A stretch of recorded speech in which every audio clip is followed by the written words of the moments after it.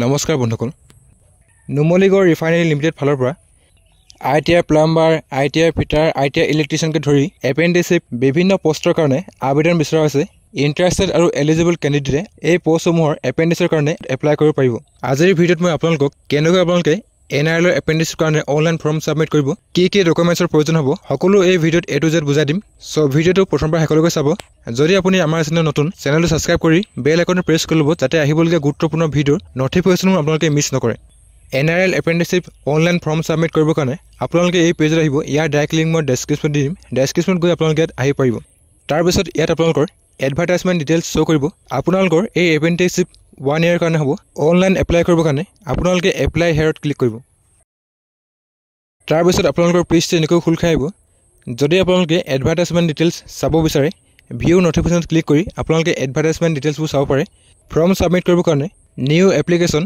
Login বুটানত click কৰিব তাৰ পিছত আপোনালোকৰ পেজটো এনেকৈ খোল খাই আহিব ইয়াত আপোনালোকৰ এটা এক্টিভ ইমেইল আইডি এণ্টাৰ কৰিব তাৰ পিছত ইয়াত আপোনালোকৰ এটা এক্টিভ 10 ডিজিটৰ মোবাইল নম্বৰ এণ্টাৰ কৰি সেন্ড অটিপিত ক্লিক কৰিব আপোনালোকৰ মোবাইলত এটা 6 ডিজিটৰ অটিপি আহিব ইয়াত আপোনালোকে ওকেত ক্লিক কৰিব তাৰ পিছত আপোনালোকে ইয়াত অটিপি ভৰাই আপোনালোকৰ মোবাইল বা কম্পিউটাৰত যিটো কেপচা কোড শ্ব' কৰিব ইয়াত ফিল আপ কৰিব আৰু প্ৰচিড বুটানত ক্লিক কৰিব তাৰ পিছত আপোনালোকৰ এপ্লিকেশ্যন ফৰ্মখন এনেকৈ খোল খাই আহিব ইয়াত আপোনালোকৰ date of submission application status সকলো শ্ব' কৰিব ইয়াত আপোনালোকে এপেণ্ডিচিপ ৰেজিষ্ট্ৰেশ্যন নম্বৰ এণ্টাৰ কৰিব লাগিব যিসকলৰ এপেণ্ডিচিপ ৰেজিষ্ট্ৰেশ্যন নম্বৰ নাই তেওঁলোকে এপ্লাই কৰাৰ আগতে এপেণ্ডিচিপৰ কাৰণে ৰেজিষ্ট্ৰেশ্যন কৰিব লাগিব এপেণ্ডিচিপৰ কাৰণে কেনেকৈ আপোনালোকে ৰেজিষ্ট্ৰেশ্যন কৰিব তাৰ ভিডিঅ' আমাৰ চেনেলত দিয়া আছে তাৰ লিংক মই ডেছক্ৰিপশ্যনত দি দিম ডেছক্ৰিপশ্যনত গৈ আপোনালোকে ভিডিঅ' চাই আপোনালোকৰ যি এপেণ্ডিচিপ ৰেজিষ্ট্ৰেশ্যন আপোনালোকে কৰি ল'ব পাৰে তাৰ পাছত ইয়াত আপোনালোকৰ এপেণ্ডিচিপ ৰেজিষ্ট্ৰেশ্যন নম্বৰ ভৰাই চিট এপ্লাইডত আপোনালোকে যদি গ্ৰেজুৱেশ্যন হয়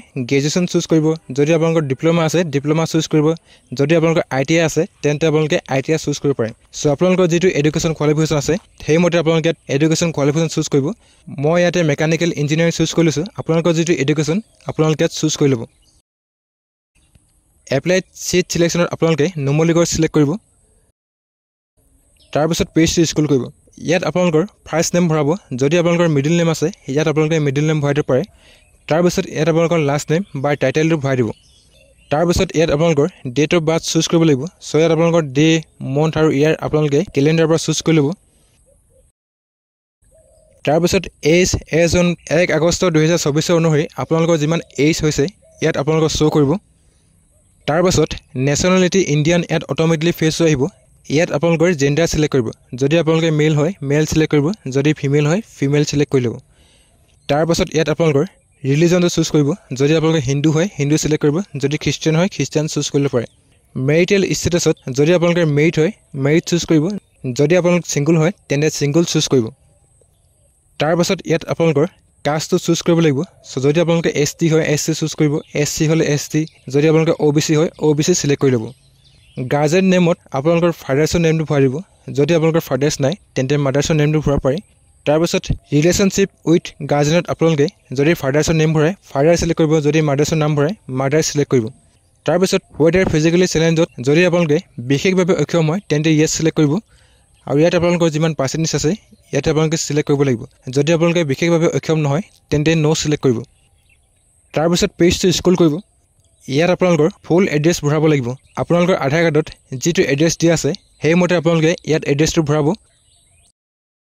তাৰপাছত যদি আপোনালোকৰ পাৰ্মানেণ্ট এড্ৰেছ আৰু কৰেছপণ্ডেণ্ট এড্ৰেছ ছেম হয় তেন্তে ইয়াত আপোনালোকে ইয়েছ চিলেক্ট কৰিব তাৰপিছত পেজটো স্ক্ৰল কৰিব ইয়াত আপোনালোকৰ মোবাইল নম্বৰ আৰু ইমেইল আইডি অট'মেটিকলি ফেচ হৈ আহিব I certify that I fulfill the eligibility criteria as per advertisement to apply for this seat ইয়াত আপোনালোকে yes select কৰিব I certify that the caste mentioned by me in the application is correct ইয়াত আপোনালোকে yes choose কৰিব তাৰপাছত আপোনালোকে save and nextত click কৰিব আপোনালোকৰ পাৰ্চনেল ডিটেইলছ সাকসেছফুলি আপডেট হৈ যাব ইয়াত আপোনালোকে ওকেত ক্লিক কৰিব তাৰপাছত ইয়াত আপোনালোকে এডুকেশ্যন কোৱালিফিকেশ্যন এড কৰিব লাগিব Have you studied and passed out from a school within 10 km radius of NRL? যদি আপোনালোকে নুমলীগড় ৰিফাইনাৰী লিমিটেডৰ 10 কিলোমিটাৰ ৰেডিয়াছৰ ভিতৰত স্কুল পাছ আউট হৈছে তেন্তে আপোনালোকে ইয়েছ চিলেক্ট কৰিব যদি আপোনালোকে হোৱা নাই তেন্তে নো চিলেক্ট কৰিব তাৰপিছত ইয়াত আপোনালোকৰ কোৱালিফিকেশ্যন ডিটেইলছ এড কৰিব লাগিব প্ৰথমতে আপোনালোকে ইয়াত ক্লাছ 10ৰ ডিটেইলছ এড কৰিব লাগিব ডিসিপ্লিন ট্ৰেডত আপোনালোকে NA টাইপ কৰিব তাৰ পিছত আপোনালোকে ক্লাছ 10 বা মেট্ৰিকত যিমান পাৰ্চেণ্টেজ পাইছিলে ইয়াত আপোনালোকে ভৰাই দিব। ইয়াৰৰ পাছিঙত আপোনালোকে যিটো চনত ক্লাছ 10 বা মেট্ৰিক পাছ কৰিছিলে আপোনালোকে চনটো ইয়াত ভৰাই দিব। ইউনিভাৰ্চিটি ইনষ্টিটিউট বৰ্ডত আপোনালোকে যদি আপোনালোকৰ স্কুলৰ নামটো ভৰাব বিচাৰে তেন্তে আপোনালোকৰ স্কুলৰ নামটো ভৰাব পাৰে। যদি আপোনালোকে বৰ্ডৰ নামটো ভৰাব বিচাৰে তেন্তে সেৱা টাইপ কৰিব, বা যদি আপোনালোকে CBSE আছিলে তেন্তে আপোনালোকে CBSE ভৰাই দিব। তাৰপিছত আপোনালোকৰ হায়াৰ ছেকেণ্ডেৰী ডিটেইলছ এড কৰিব লাগিব। ডিচিপ্লিন ট্ৰেডত আপোনালোকে যদি আৰ্টছৰ আছিলে আৰ্টছ ভৰাব, যদি আপোনালোকৰ ছায়েন্সৰ আছিলে ছায়েন্স ভৰাব, যদি কমাৰ্চৰ আছিলে কমাৰ্চ ভৰাব। পাৰ্চেণ্টেজ অফ মাৰ্কছত আপোনালোকে হায়াৰ ছেকেণ্ডেৰীত যিমান পাৰ্চেণ্টেজ স্ক'ৰ কৰিছিলে ইয়াতে ভৰাব। ইয়াৰৰ পাছিঙত আপোনালোকে যিটো চনত হায়াৰ ছেকেণ্ডেৰী পাছ আউট কৰিছিলে ইয়াত আপোনালোকৰ ইয়াৰটো ভৰাব। তাৰপিছত ইউনিভাৰ্চিটি ইনষ্টিটিউট আপোনালোকে AHSCC ভৰাই দিব।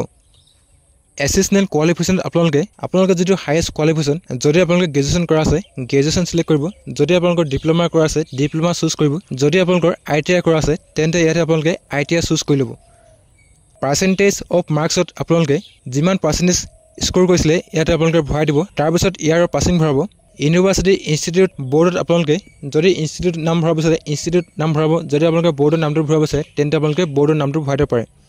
I certify that I fulfill the qualification criteria as mentioned in the advertisement and in the application form for this seat. ইয়াত আপোনালোকে yes চুজ কৰি save and next ক্লিক কৰিব। আপোনালোকৰ কোৱালিফিকেশ্যন ডিটেইলছ ছাকচেছফুলি এড হৈ যাব। ইয়াত আপোনালোকে OK click কৰিব। তাৰপিছত ইয়াত আপোনালোকে কিছুমান ডকুমেণ্টছ আপলোড কৰিব লাগিব।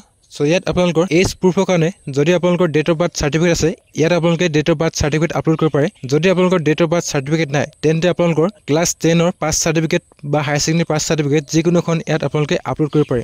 ডকুমেণ্টছ আপলোড কৰিবৰ কাৰণে আপোনালোকে চুজ ফাইলত ক্লিক কৰি আপোনালোকৰ যিটো ফল্ডাৰত আপোনাৰ ডকুমেণ্টছ আছে চুজ কৰিব। তাৰপিছত আপলোডত ক্লিক কৰিব। আপলোডত ক্লিক কৰাৰ লগে লগে আপোনালোকৰ যি ডকুমেণ্টছ ছাকচেছফুলি আপলোড হৈ যাব। তাৰপিছত ইয়াত আপোনালোকৰ হাইয়েষ্ট কোৱালিফিকেশ্যনৰ পাছ চাৰ্টিফিকেট মাৰ্কশ্বিট আপলোড কৰিব লাগিব। যদি আপোনালোকৰ কাষ্ট চাৰ্টিফিকেট আছে কাষ্ট চাৰ্টিফিকেট আপলোড কৰিব লাগিব। তাৰপিছত ইয়াত আপোনালোকৰ এপেণ্ডিচিপ ৰেচিডেঞ্চ চাৰ্টিফিকেট, আপোনালোকৰ এটা আইডেণ্টিটি ডকুমেণ্টছ ভোটাৰ কাৰ্ড আধাৰ কাৰ্ড বা পেন কাৰ্ড যিকোনো এখন, তাৰপিছত আপোনালোকৰ পাছপৰ্ট চাইজ ফটো আৰু এটা ছিগনেচাৰ ইয়াত আপোনালোকে আপলোড কৰিব লাগিব। চ' ইয়াত আপোনালোকে গোটেইখিনি ডকুমেণ্টছ এখন এখনকৈ আপলোড কৰিব। তাৰপিছত ইয়াত আপোনালোকে ডিক্লেৰেশ্যনত য়েছ চুজ কৰি কমপ্লিট ৰেজিষ্ট্ৰেশ্যনত ক্লিক কৰিব। এবাৰ আপলোড কৰাৰ পিছত আপোনালোকে আকৌ এপ্লিকেশ্যনৰ এডিট কৰিব নোৱাৰিব। চ' আপোনালোকে যিমান যি ডিটেইলছ বা ডকুমেণ্টছ আপলোড কৰিছে সকলো ভালকৈ চাই ল'ব। তাৰপিছত ইয়াত আপোনালোকে OK ক্লিক কৰিব। OK ক্লিক কৰাৰ পিছত আপোনালোকৰ যি ৰেজিষ্ট্ৰেশ্যন ছাকচেছফুলি কমপ্লিট হৈ যাব আৰু আপোনালোকৰ এনৰলমেণ্ট ID জেনেৰেট হৈ আহিব। চ' ইয়াত আপোনালোকে OK ক্লিক কৰিব। তাৰপিছত ইয়াত আপোনালোকে ভিউ এপ্লিকেশ্যনত ক্লিক কৰি আপোনালোকৰ যি এপ্লিকেশ্যন আপোনালোকে তাৰ প্ৰিভিউ চাব পাৰে। যদি আপোনালোকৰ প্ৰিণ্টাৰ আছে তেন্তে আপোনালোকে প্ৰিণ্ট কৰি ল'ব, আৰু যদি আপোনালোকৰ প্ৰিণ্টাৰ নাই তেন্তে আপোনালোকৰ এপ্লিকেশ্যনখন ডাউনলোড বা ছেভ কৰি ল'ব। চ' এনেকৈ আপোনালোকে নুমলীগড় ৰিফাইনেৰী লিমিটেড বা NIL-ৰ যি এপেণ্ডিচিপ তাৰ কাৰণে অনলাইন ফৰ্ম ছাবমিট কৰিব পাৰে। চ' আজিৰ ভিডিঅ'ত ইমানেই আছিল। যদি আপোনালোকে ভিডিঅ'টো চাই ভাল পালে তেন্তে ভিডিঅ'টো লাইক কৰিব আৰু আপোনালোকৰ যি বন্ধুবৰ্গত তেওঁলোকৰ লগত এই ভিডিঅ'টো যিমান পাৰে শ্বেয়াৰ কৰিব। চ' ভিডিঅ'টো প্ৰথমবাৰ সকলোকে চোৱাৰ কাৰণে ধন্যবাদ।